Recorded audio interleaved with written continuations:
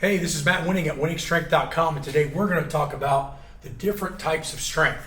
So I know for a lot of us, and even me when I was growing up, strength only meant one thing. But as you get more educated, you start to realize strength means a lot of things. So let's get to it.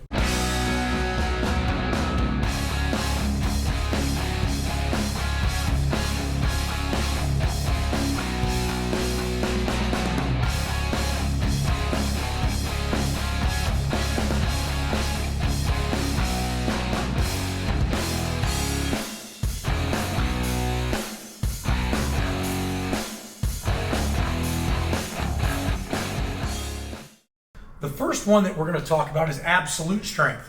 Now, absolute strength may not mean what you think. Absolute strength is actually strength that you cannot reach. This is usually done through external electricity, things of crazy nature. I mean, you've heard of like mothers ripping car doors off to get their babies out of a burning car. That is absolute strength. It's stuff that's not normally voluntary. It's almost involuntary, right? So absolute strength is not necessarily what people mean.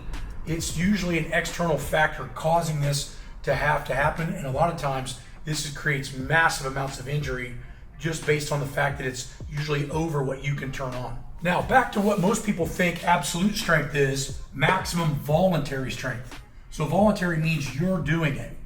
This is as far as you can go with as strong as you can contract. So if we look at the force velocity curve, here's the highest point. This is right here, maximum voluntary strength, okay? So it's almost isometric. It is so difficult and so heavy that it barely moves, okay? So maximum voluntary strength is what we train with the maximum effort method, okay? It's as hard as we can go, usually 1, maybe 2 reps tops. It's as far as we can go on this side of the force equation.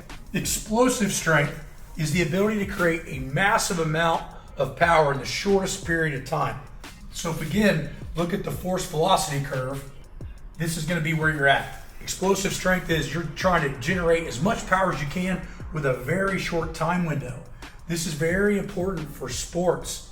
So what's interesting is that as you start to train, you start to realize that maximum voluntary strength has a high correlation to explosive strength due to the fact that the stronger you get, the faster you can be with a heavier implement if it's trained correctly. Starting strength is the ability to create force from a dead stop.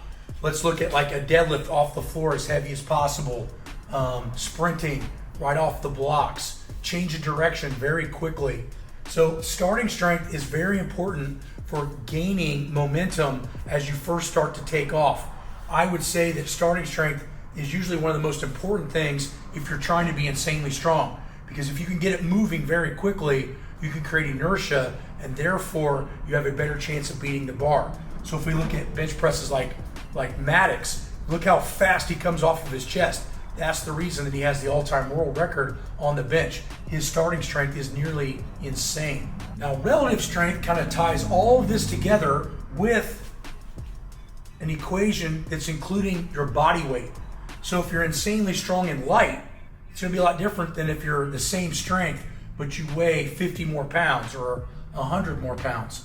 The point is relative strength has a lot to do with athleticism, right? We want to be as strong as we can, as light as we can, so we're explosive, right? So if I'm 350 pounds and I'm a 700-pound squatter, in theory, my vertical jump won't be nearly as good as a guy that weighs, say, 200 pounds and has a 700-pound squat due to relative strength.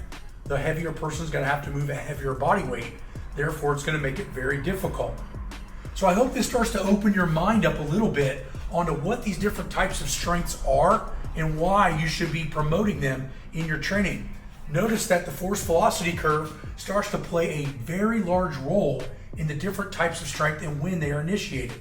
Now, on Patreon, we're going to go over this section right here, which I feel is one of the most important areas that you need to not only be stronger, but have it transfer over to sport. So hop on winningstrength.com, come on to Patreon, and let's dive into this a little deeper.